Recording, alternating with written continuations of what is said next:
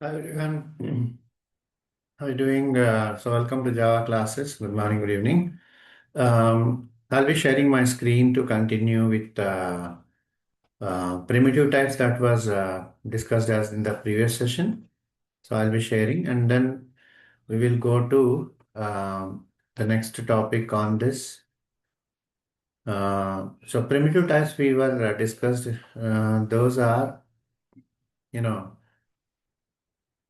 here, primitive types. Yeah. So we concluded in previous session primitive types, and as we discussed, there are two categories. There are two primitive types we have. There are two data types that are primitive data type and a non-primitive data type. So primitive data types are eight that we discussed. Non-primitives we will see later. We are not going to cover now. So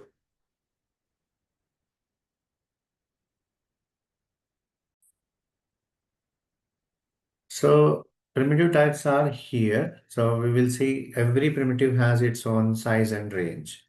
So first four primitive types are related to integer and float and double are the floating points and character, this is for character. So you see every primitive has its size in the sense how much memory it is going to occupy. That is 8 bits for byte, 16 bits for short and 32 bits for long and 64 bits for 32 bits for int and 64 bits for long. So that way these are defined with the sizes. So based on the size, the value also will increase. Suppose long will take 19 digits. Last session also I told you, and int will take 9 digits.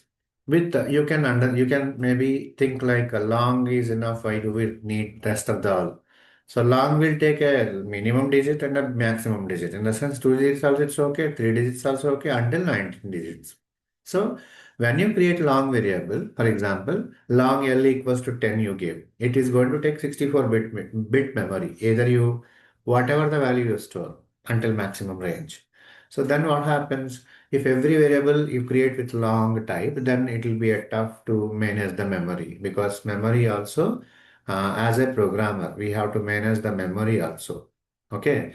So it is not like that irrespective to any number of variables, how many we wanted to create, we will not. Maybe one page, two page programs we create 5, 10 variables, that's okay. If larger projects in company like that, if we create a huge number of variables, that will be a big issue here. So that way, it is tough to handle. So that way here, eight primitive types we will use in Java. So next one is second, what we think is non-primitive or user-defined. What are non-primitive or user-defined? Suppose uh, here, for example, in one program, you created three integer variables. Here only I will write. For example, here only I will write and show you three int variables. Okay. And three string variables. String is not primitive. String is class type. Okay. Three Boolean variables.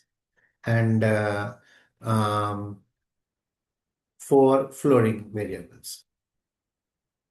Okay. So these, how many variables? 10 variables. So 10 variables in one class, how many types of variables you created? Like you created five in integer, sorry, three integer, three boolean, four floating, like that mixed type you will create. And when you create object, okay, when you create object, so these are all variables. This object, what will happen? This object contains, suppose one student class, you created 10 variables. When you create object, that all variables object is going to hold. That object will hold the entire number of variables irrespective to every type. But this object is called as, it is called as user defined type. A class, best example is class. Class will hold all types of variables, no? That class is called user-defined type, or it is called non-primitive type. Okay. Um, why? Because object, when it will contain that values in it, and it will have every type. So that object is one entity that is called as a user-defined type. Okay. So that way you can understand non-primitive meant by that. In detail, we will understand more in coming sessions. Okay, that's all about data types, primitive and non-primitive. We have to be very careful about primitives because primitives are fixed in size. Okay, which range of value you need to give, that we need to keep in our memory. Okay, now about the data types, any questions are there, please email me so that I will um, reply back to you on this. Okay, I'll publish my email ID in my channel, so please do subscribe so that you will understand. You will get it. So data types, I think we are okay. And next thing is operators in detail.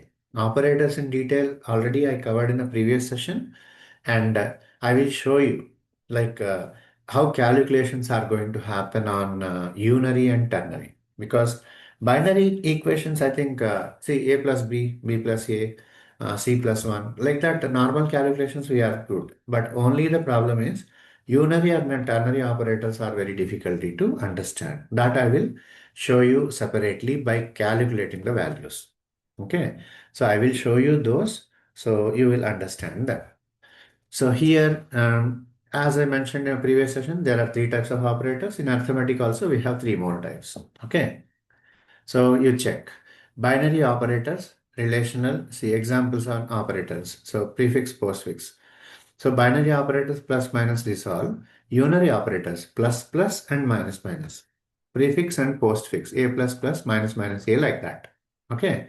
So these are the prefix postfix. These calculations also will find. And what is a ternary operator? Assigning a value to a variable by a condition is called as ternary. How that is? Suppose int a equals to b you give. That's direct assignment. There is no condition over there. Directly it is going to take the value. So conditionally you will assign a value to a variable. How that will be? For example, one condition I will write here in front of you. If a greater than b, then c equal to a. Else um, C equal to B. Means what? So in C, either A will go or B will go. How? Based on A value and B value. Let's say example, A value equals to 10. So B value equals to 5. So what happens? Which value will go in AC? A value will go in C because A is greater than the big A, B. So that it is going to store 10 in the variable C. So you are storing a value to a variable by a condition. Similarly, you can write using a ternary operator. Okay, that is what it is understandable thing about the ternary operator. Okay, I will show you example in the next slide. I just inserted those. One of the unary equations first and ternary next. So unary we will see first. Unary expressions, prefix, postfix calculations. Suppose a equals to 10, b equals to 5, c equals to 0, and d equals to 0. First, what is c value and these values? Find a, b, c values, all values. Okay, I will show you. So how we will do is, whenever you get equation value here, and a memory value here. Okay, up a memory value, right, and down equation value, right. What is a value? 10. So it is postfix. Postfix means take the value in equation and apply the calculation later. That is, um, take the value in equation value. That is what is 10 it has taken. And internally in memory it is increased to 11. So postfix means take and increase. That's simple. Next, plus equation value. No, we are doing equation here. Just we are writing memory values above. And minus minus b. Minus minus b means b how much? 5. And it is prefix. Prefix means what? The operator will be before. Postfix means operator will be next. That's the difference. So minus minus b means what's the b value? Minus minus b. So b value, it has to do calculation and take. Prefix means do and take. Do calculation means it becomes 4. The same value will be here. So b is updated to 4. So prefix means both values will be same, up and down. Whereas postfix means a take and increase or decrease later. That's the difference. Plus b plus here. B minus minus. B value how much? 4 it is already became. So using memory value we have to go on. B minus minus means take B value and minus minus subtract to 1, that is 3. So Postfix means take and do. Next is plus. Then plus a. Plus a means what is a value we left here? 11. Okay. Now you prefix it is take and do. Sorry, do and take. It means calculate and take. That is 12. Up also 12. So prefix means both value up and down both will be same. You observe that. Next a plus plus means it's a postfix. Then take and do. Take and calculate. Okay. That is 12 we will take and it becomes a 13. 13. So next plus minus b plus plus. What is the b value we left here? It is 3. Okay. So 3 it will take plus plus means it will increase to 4. Okay. Now plus 5. There is no other operator given plus 5. So you need to add or subtract this all to get a total value of C. Okay. So now latest value of A is 13 and latest value of B is 4. So ABC value in first equation is uh, first equation, first calc. That is A equals to how much we got? 13. And B equals to how much we got? 4. Next, C equals to how much we got? We need to add this all. 10 plus 4, 14. 14 plus 10 plus 4, 14. And 10 plus 4, 14. 18. And 20, 30. 30. 42. 42 until here. Minus 3. 39 plus 5. 44. So it's equal to 44. So you have to total it. That's all. So C value, how much we got? 44. That's all. So this is the first calculation values. Okay. Second calculation values. Second calc values. First. Second calc value. Second calculation value is what? Um, Second calculation is D value we need to find. Okay. So simple. So D value also we will need to like we have to write like this. So D value. So D value, memory value and equation value. Equation value. So equation value, memory value.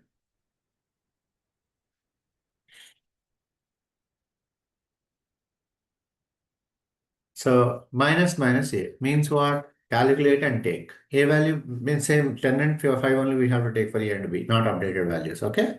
So A value is 10. Now it has reduced to 1 so that it has reduced to 9 and up and down both are same. So next plus A plus plus. How much is their updated value of A? 9. Only same will take and above also same. Sorry, it is updated to 10. So simple. Prefix means calculate and take. Postfix means take and calculate. That's all. Next one is uh, B value. B value how much? 5 we thought. 5 only we will take and it becomes 6 here. Plus plus no. So that. Next minus plus B.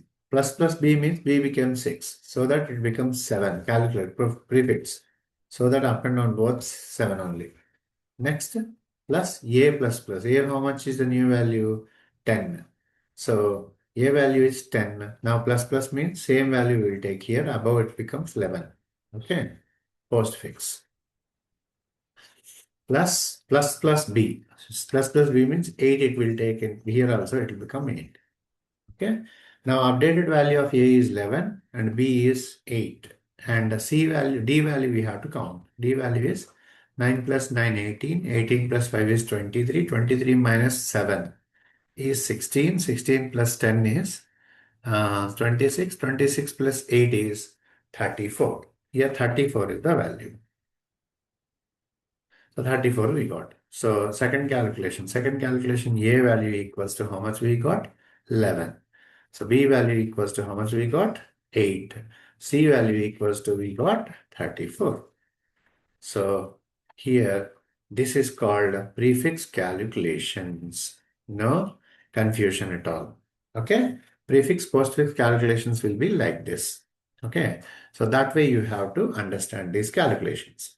Next, um, so how much we got A value?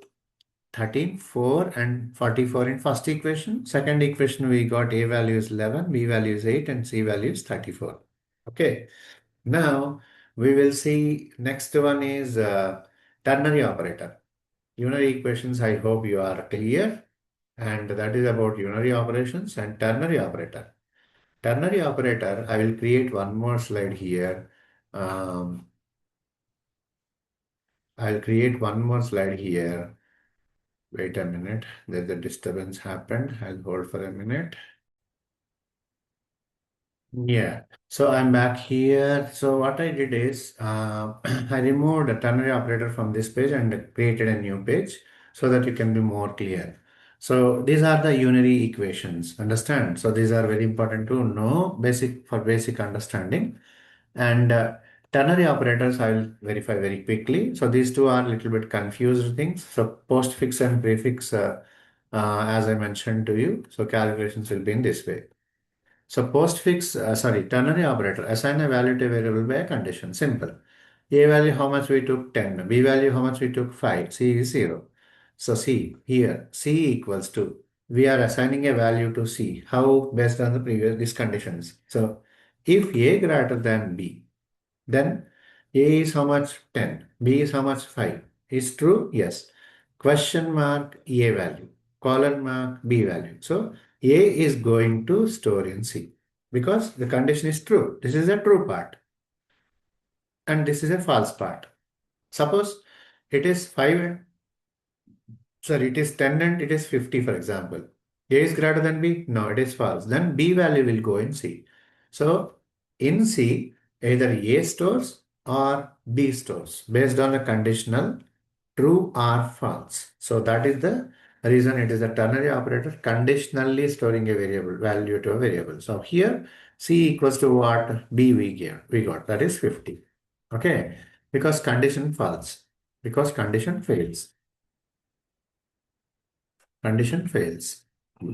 Next one. So here, this is a little bit bigger one I gave quantitatively. So C equals to A greater than B. Understand? So I'll do one thing. So here I'll take one more set of variables. A equals to 10, B equals to 7, C equals to 5, and D equals to 0. Okay. How many variables taken? Four variables. B equals to A greater than B and A greater than C, like that. So A is how much? 10. B is how much? 7. C is 5. D is 0. D equals to A greater than B. If A greater than B, true or false? Yes, true. Because A is greater than 10 is greater than 7. It is going in true part. A is greater than C. Then what happens? 10 is greater than 5? Yes, it is also true. So 10 will be going to D. So 10 will be going to D. So D equals to 10. That is what this is going to work in this way.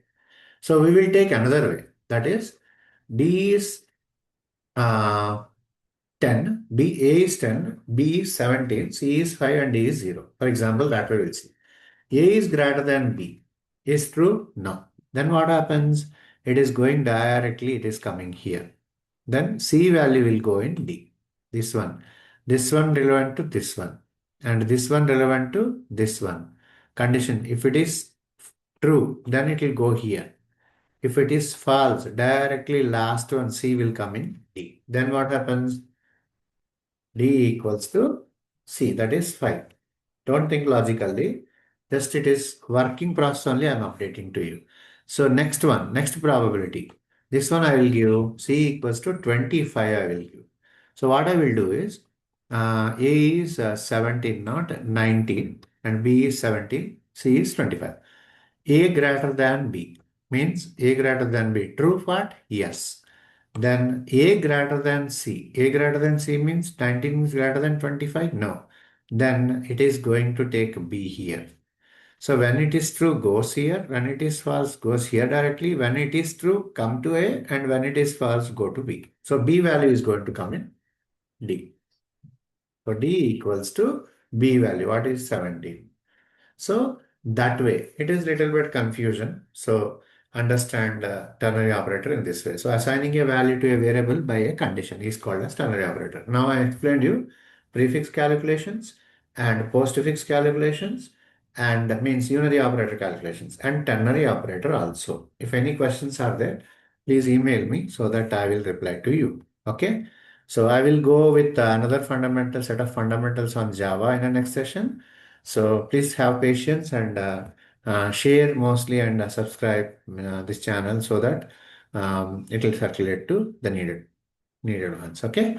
Thank you all for joining. If any further questions, we can talk more. Okay. Thank you all.